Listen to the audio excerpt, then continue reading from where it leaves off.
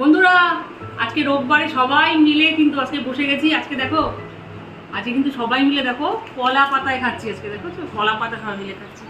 ওদিকে মা বসেছে, তুমি কি দিয়ে খাচ্ছ বলো? ডিমের অমলেট দিয়ে আর ডাল সেদ্ধ দিয়ে। ওদিকে দিদি দিদি কি দিয়ে খাচ্ছিস? তোর বাড়ির ছাদ বাগানে ডাটা আলু তরকারি দিয়ে খাচ্ছি, হ্যাঁ। আবার কলা পাতায়। এই কিন্তু নতুন বেশ ভালোই লাগছে। এইদিকে আমার কর্তা মশাই বসে গেছে। কর্তা মশাই কি দিয়ে খাচ্ছ? ডাল আর তরকারি।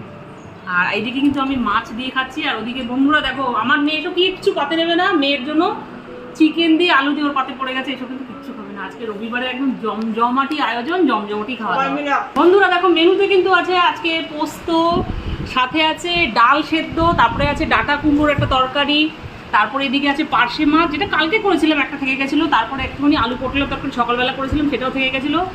মেন আকর্ষণ কিন্তু আজকে মাছ মাংস দুটোই আছে, সাথে আছে আর মাছের কষা, আর এদিকে আলু দিয়ে চিকেনের ঝোল। আজকে কিন্তু জমজমাটি বন্ধুরা আয়োজন।